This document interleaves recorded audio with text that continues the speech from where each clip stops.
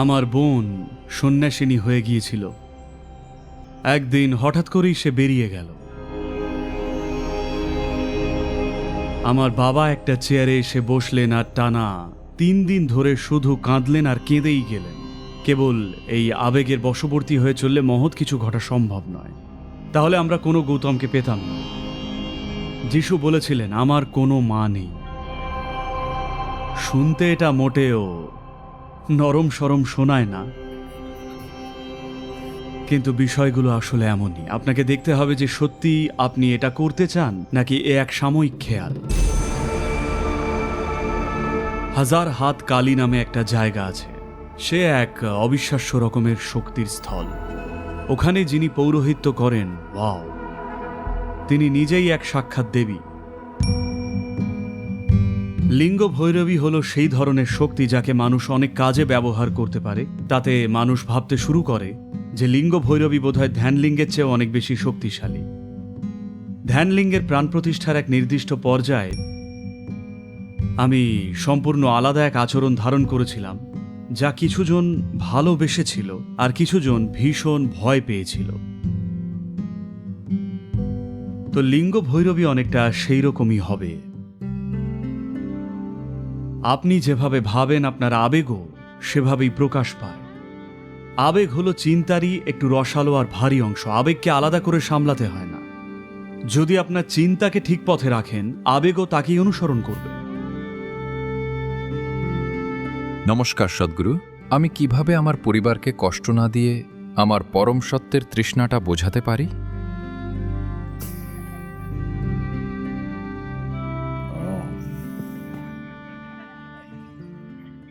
আমি তো বললাম, আমি পারিবারিক সমস্যা মেটানোর ক্ষেত্রে খুব একটা ভালো নই।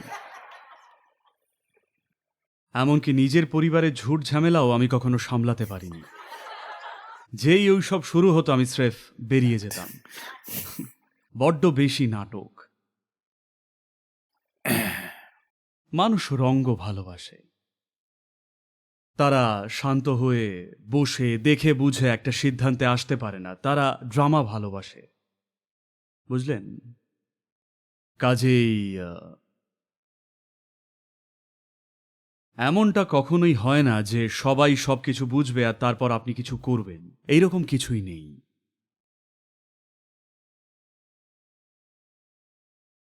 কিভাবে বিষয়টা যতটা সম্ভব নম্রভাবে সামলানো যায় সেটা আপনাকে দেখতে হবে। আর সবার আগে দেখতে হবে আপনি কি সত্যি এটা করতে চান নাকি শুধুই একটা সাময়িক খেয়াল। খেয়ালটা যদি শুধু 1 সপ্তাহের জন্য থাকে, ঠিক আছে। ধরুন একটা ঝোঁক 5 বছর ধরে রইল, তাহলে সেটা জীবনের অনেকটা সময় নেবে, তাই না? তো পরিবার তো স্বাভাবিকভাবেই চিন্তা করবে। যদি তাদের দুশ্চিন্তা আর ভাবনা আপনার ভালো চেয়েই হয়, তবে আপনাকে অবশ্যই সেটা ভীষণ গুরুত্ব দিয়ে বিবেচনা করতে হবে। কারণ আপনার জন্য চিন্তা করার অধিকার তাদের আছে। তাদের অবশ্যই চিন্তা করা উচিত। তারা যদি আপনার জন্য চিন্তা না করে, আমি সেটা সমর্থন করব না। কিন্তু যদি কোনো পরিবার শুধু বিষয়টা যদি চিন্তার না হয়ে শুধু অন্যদের ওপর নিজেদের ইচ্ছে চাপিয়ে দেওয়ার হয়, তবে আমার কাছে সেগুলোর কোনো দামই নেই। আমি সেটাকে পরিবার বলি না।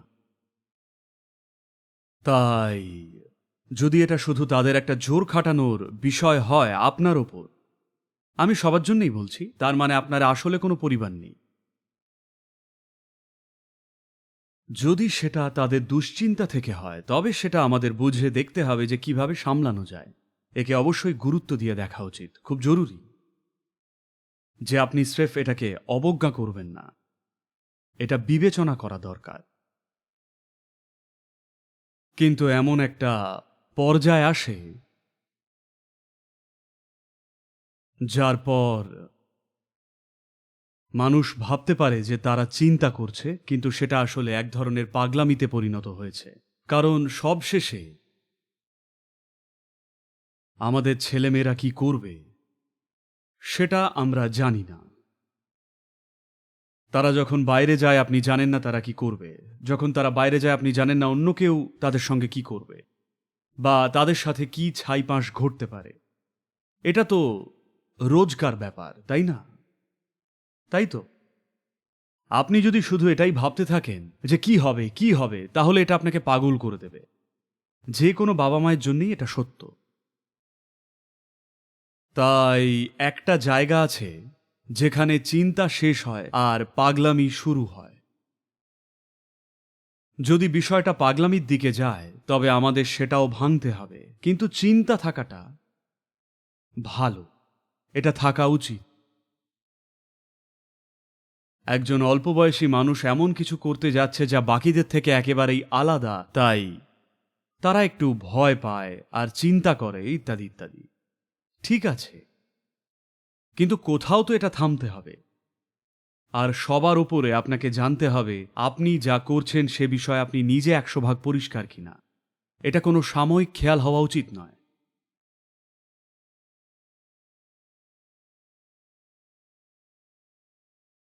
আর সবাইকে বুঝিয়ে রাজি করাবেন, এইসব হয় না।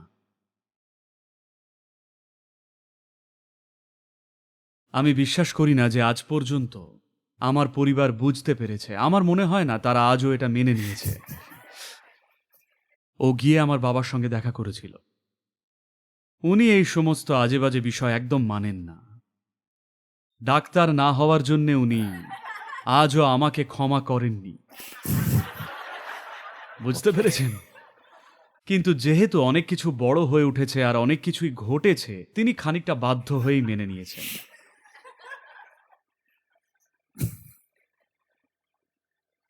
তবে ভেতর থেকে এখনো পুরোপুরি মানেননি। তাই সবাইকে বোঝানোর মতো কোনো বিষয় নেই। ধরুন আমি যদি আমার বাবাকে কষ্ট না দিতে চাইতাম, বুঝতে পারছেন, আমি এখানে থাকতামই না, আর আপনার বাবারও কোনো সমস্যা থাকতো না। এটা একটা চেইন, বুঝলেন তো? আমার মনে আছে আমার বোন সন্ন্যাসী হয়ে গিয়েছিল। ও একদিন স্রেফ বেরিয়ে যায়। ও তাদেরকে বলেছিল, কিন্তু তারা ভেবেছিলেন যে ব্যাপারটা এড়িয়ে গিয়ে কোনোভাবে ওর বিয়ে দিয়ে দেবেন। তাই তারা ব্যাঙ্গালোরে গিয়েছিলেন। আমরা তখন মাইসুরে থাকতাম, তারা ব্যাঙ্গালোরে গেলেন। অনবরত সম্বন্ধ দেখা হচ্ছিল যাতে বিয়েটা ঠিক করা যায়, কিন্তু কিছুই ঠিক হচ্ছিল না। তো তারা যখন ব্যাঙ্গালোরে গেলেন, ও ভাবল যে এরা তো আবার সেই একই কাজেই যাচ্ছে। ও বেরিয়ে গেল। সকালে ওর বোধহয় কোনো টাইপিং ক্লাস বা ওই জাতীয় কিছু একটা ছিল। ও বলে বেরিয়েছিল যে ও রামকৃষ্ণ আশ্রমে একটা অনুষ্ঠানে যাচ্ছে আর ও সন্ধেবেলায় ফিরে আসবে। কিন্তু ও আসলে চলে গিয়েছিল। আমি জানতাম ও যাচ্ছে, আমি একমাত্র জানতাম যে ও যাচ্ছে, কারণ আমি নিজেও অনেকবার বাড়ি ছাড়ার কথা ভেবেছিলাম। আমরা একটা নৌকো বানাচ্ছিলাম আর ভেবেছিলাম যে আমরা তাহিতিতে পাড়ি দেব। তো আমরা সবসময় পালানোর কথা ভাবতাম আর মাঝে মাঝে ঠিক করতাম যে সোজা বম্বে চলে যাব। সেই সময় বম্বে মানে আমাদের কাছে বিরাট কিছু ছিল। ভাবতাম কোনো জাহাজে চেপে দূরে কোথাও চলে যাব। আমি আর আমার বন্ধুরা প্ল্যান করতাম যে জাহাজের কর্মী হয়ে বিশ্বের অন্য কোনো প্রান্তে চলে যাব। কাজেই সবসময় ভাবা থাকতো যখন বাড়ি ছাড়ব তখন সঙ্গে কি কি থাকা উচিত। তো ভাবতাম যে আমাদের এসএসসি সার্টিফিকেট মানে 10ম শ্রেণীর সার্টিফিকেটটা নিতেই হবে। যেখানেই যান না কেন ওই জিনিসটা তো সঙ্গে থাকতেই হবে। তো 3 দিন আগেই সমস্ত সার্টিফিকেট এক জায়গায় জমা করা থাকতো, যেটা তালাবন্ধ থাকতো। মানে কোনো নিরাপত্তার কারণে নয়, ওটা আমার বাবার কাছে জমা থাকতো। বোন সেটা বের করে নিজের জিনিসপত্রের ভেতর রেখেছিল। তখনই আমি বুঝেছিলাম যে ও যাচ্ছে। ও নিজের সব সার্টিফিকেট গুছিয়ে নিয়েছিল, তাই আমি জানতাম যে ও যাচ্ছে। তো আমি শুধু অপেক্ষা করছিলাম, আচ্ছা কখন যাবে। তারপর ও সকালে বেরিয়ে গেল, বলল যে ও ওই ইনস্টিটিউটে যাচ্ছে। কোনোভাবে আমি বুঝেছিলাম যে আজই সেই দিন, কারণ বাবা মাও বাড়িতে ছিল না। তো সকাল 7:30টায় ও বেরিয়ে গেল। তারপর আমি 10টায় সেখানে গেলাম, শুধু দেখতে গিয়েছিলাম যে ও সই করেছে কিনা। না, ও সই করেনি। তখনই বুঝলাম যে ও চলে গেছে। তারপর আমি সন্ধে পর্যন্ত অপেক্ষা করলাম, কারণ আমি চাইছিলাম ও যেখানেই যাক না কেন অন্তত সেখানে পৌঁছে যায়। আমি জানিও না কোথায় যাচ্ছে, অন্তত সেখানে ঠিকঠাক পৌঁছে যাক, মাঝপথেই ওকে ধরে কেউ ফিরিয়ে আনার আগে। তাই আমি সন্ধে 6টা পর্যন্ত অপেক্ষা করলাম। তারপর বাবাকে ফোন করে বললাম যে ও চলে গেছে। এরপর আমরা আশ্রমে গিয়ে জিজ্ঞেস করলাম, তারা বলল আমরা জানি না। তারা তো আর ঈশা নয়, বুঝলেন তো, যেখানে আমরা বাবা মায়েদের ঘন্টার পর ঘন্টা বোঝানোর চেষ্টা করি আর নানান বিষয়ের মধ্যে জড়িয়ে পড়ি। তারা স্রেফ বলে দিল আমরা জানি না। তো তারপর মাঝরাতে বাবা মা সবাই ছুটে ফিরে এলো, আর সেই সাথে পুরো দলবল, সব কাকা পিসি জ্যাঠা, মানে পরিবারের সমস্ত যোদ্ধারা।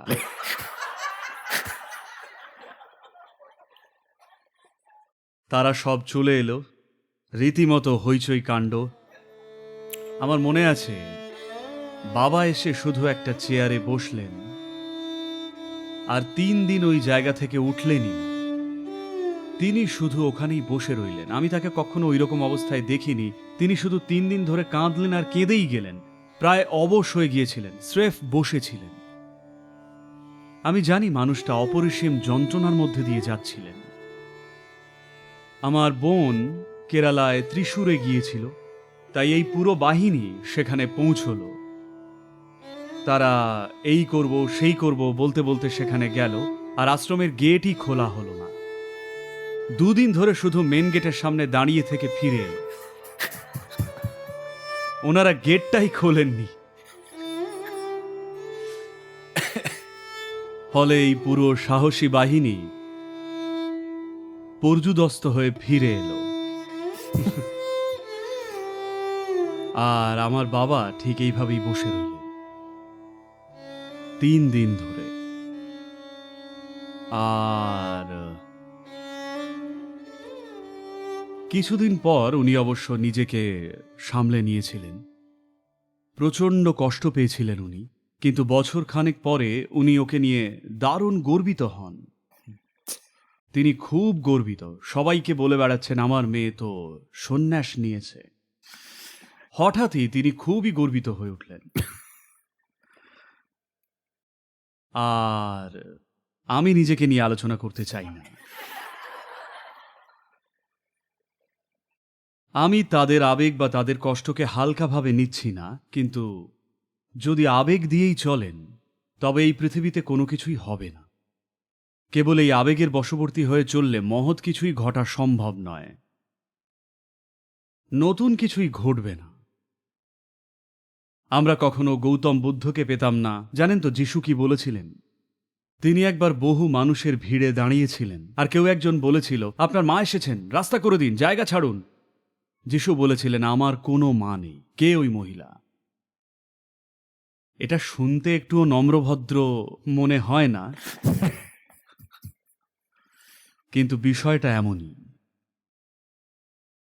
তাই এমন একটা পর্যায় আছে যে পর্যন্ত আপনি আপনার চারপাশের মানুষদের দুশ্চিন্তা নিয়ে বিবেচনা করবেন, যখন চিন্তা পাগলামিতে পরিণত হয় তখন আপনাকে কিছু একটা করতেই হবে। তা না হলে এই পৃথিবীতে নতুন কিছুই করা সম্ভব হবে না, কোনো বিকাশ হবে না, চমৎকার কোনো কিছুই কখনো ঘটবে না যদি আপনি আবেগ দ্বারা চালিত হন। তাই এটা ব্যক্তিগত বিষয়, আমি সবাইকে একই দৃষ্টিকোণ থেকে দেখার চেষ্টা করছি না। কিন্তু আপনি যদি পথটি নিয়ে এতটাই নিশ্চিত হন আপনাকে কথা বলতে হবে, কথা বলুন, কথা বলতে থাকুন, ততক্ষণ পর্যন্ত কথা বলুন যতক্ষণ না তারা বিরক্ত হয়ে বলছে বেরিয়ে যায়। আমি আশা করব কোনো বাবা মা যেন সেই পরিস্থিতির মধ্যে দিয়ে না যান যেটার মধ্যে দিয়ে আমার বাবা গিয়েছিলেন। উনি ভীষণই খারাপ অবস্থার মধ্যে দিয়ে গেছিলেন। কেউ কখনো তাকে ওই অবস্থায় দেখেনি। তিনি এক্কেবারে ভেঙে পড়েছিলেন। নমস্কার সদ্গুরু, আমি কিভাবে আমার আবেগকে খুব সুন্দরভাবে সামলাতে পারি?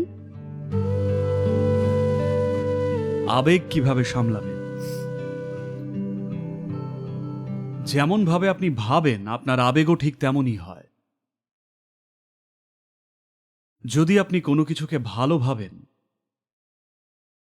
তবে আপনার ভেতরে সুন্দর আবেগ তৈরি হবে। যদি আপনি ভাবেন কিছু একটা ভয়ঙ্কর, তবে আপনার ভেতরে খারাপ আবেগের জন্ম নেবে। বিষয়টা একদমই আলাদা নয়। আবেগ হলো চিন্তারই একটি রসালো আর ভারী অংশ। চিন্তাটা একটু রুক্ষ আর হালকা, আপনি যা খুশি ভাবতে পারেন, কিন্তু আবেগ একটু ভারী হয়।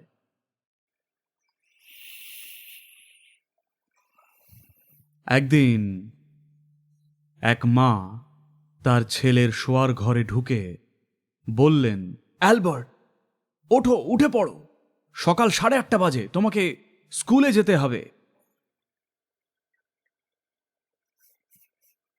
সে পাশ ফিরে আবার শুয়ে পড়ল। মা বিছানার অন্য পাশে গিয়ে বললেন, অ্যালবার্ট, ওঠো, স্কুলে দেরি হয়ে যাচ্ছে, তোমাকে যেতে হবে। তাকে ঝাঁকালেন, কিন্তু সে আবার এদিক ফিরে ঘুমিয়ে পড়ল। মা আবার বিছানার অন্য পাশে গেলেন আর ডাকতে থাকলেন।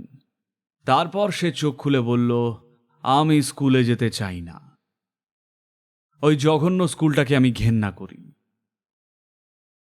বাচ্চারা খুব বাজে, শিক্ষকরা ভয়ঙ্কর, আর ওখানে যা হয় সব অসহ্য। আমি স্কুলে যেতে চাই না।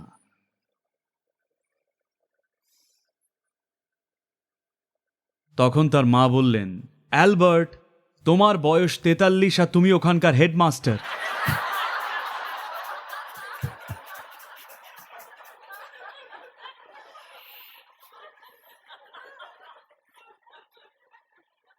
একবার যদি আপনি কোনো একটা নির্দিষ্টভাবে ভাবতে শুরু করেন, আবেগ এসে সাথে জড়িয়ে পুরো বিষয়টাকে খুব ভারী করে তোলে, তাই না? শুরুতে যখন আপনি কিছু ভাবেন তখন সেটা বেশ ঠিকঠাকই থাকে, কিন্তু একবার আবেগ এসে এর সাথে যুক্ত হয়ে গেলে সেটা খুব ভারী টইটুম্বুর হয়ে ওঠে। তখন আপনাকে কিছু একটা করতেই হয়, কারণ আপনার চিন্তার সাথে আবেগ জড়িয়ে গেছে। আপনি শুধু এখানে বসে ভাবুন, মেয়েটা বড্ড ভয়ঙ্কর। প্রথমে মনে হবে ঠিক আছে, স্রেফ মজা। আপনি নিজেকেই বলুন, ও সত্যিই ভয়ঙ্কর। আপনি দেখবেন 2 দিনের মধ্যেই আপনার আবেগ এই চিন্তার সঙ্গে মিশে যাবে। এরপর তাকে দেখলেই আপনার ভেতর নানান কিছু চলতে শুরু করবে, কারণ আপনার আবেগ চিন্তাকে ধরে ফেলেছে। শুরুতে যখন শুধু চিন্তাটা তৈরি হয়েছিল তখন ঠিক ছিল, কিন্তু আবেগ জড়িয়ে গিয়ে সেটা খুবই ভারী হয়ে সেটাকে বিহুয়াল করে তোলে। তাই এর উল্টোটাও একইভাবে কাজ করে। আপনি ভাবেন, ও মেয়েটা সত্যি খুব ভালো, সত্যিই ভালো, ভীষণ ভালো, বড্ড ভালো, উড়ে গেলেন।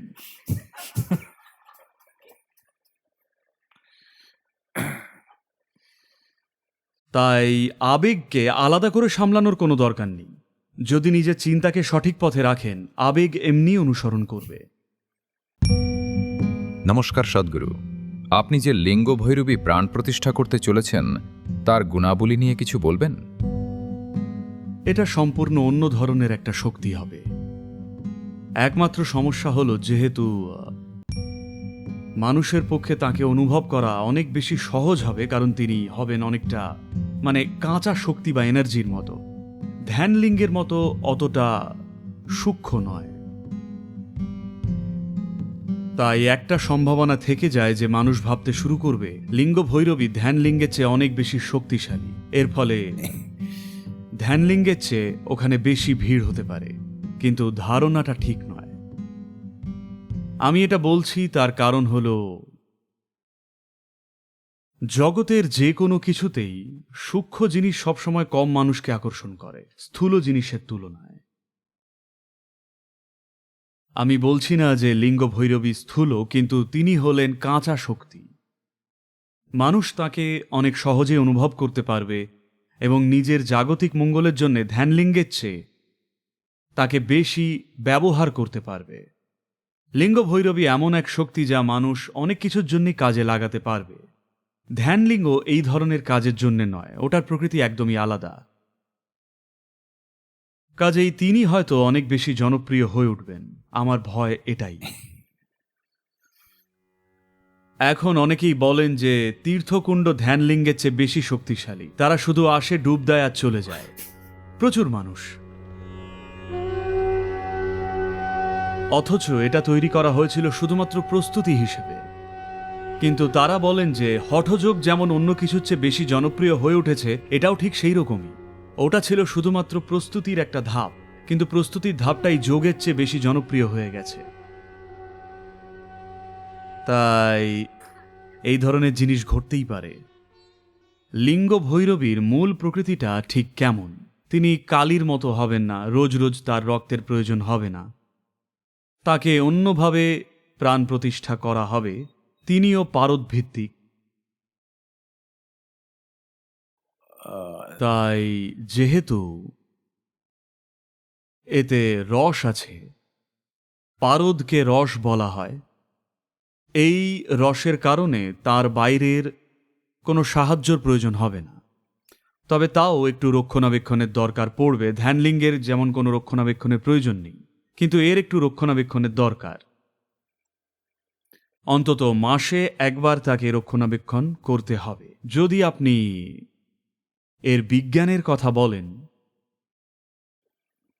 তবে এটা স্রেফ আরেক ধরনের প্রাণ প্রতিষ্ঠা, শুধু এটা অত্যন্ত নারী সুলভ। আর যদি ঐতিহ্যের কথা বলেন,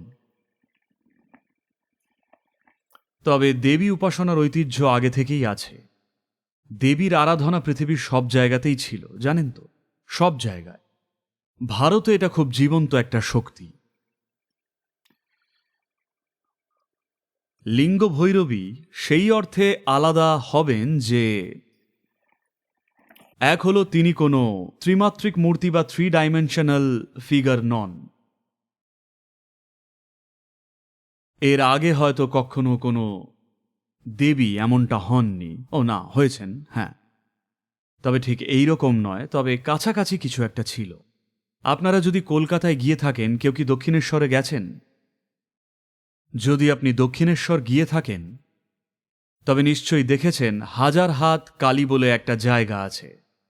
হাজার হাত কালী গেছেন? হাজার হাত মানে হাজার হাত বিশিষ্ট কালী। এটা কোনো ত্রিমাত্রিক মূর্তি নয়, মনে হয় যেন দেওয়াল থেকে বেরিয়ে আসছে। শুধুমাত্র একজন মহিলা দেখাশোনা করেন। এই জায়গাটা খুব কেউ একটা চেনেন না, কোনো এক পাড়ার বেশ ভেতরের দিকে। স্থানীয় একজন আমাকে সেখানে নিয়ে গিয়েছিলেন, আর ওটা এক অবিশ্বাস্য শক্তিশালী স্থল। আপনার ওই মহিলাকে দেখা উচিত, যিনি পৌরোহিত্য করেন ওখানে। তিনি সত্যিকারের এক নারী। আপনার ওনাকে দেখা উচিত, যেন শক্তিতে ফেটে পড়ছেন। তিনি নিজেই একজন দেবী। সেই মহিলা সত্যিই অসাধারণ।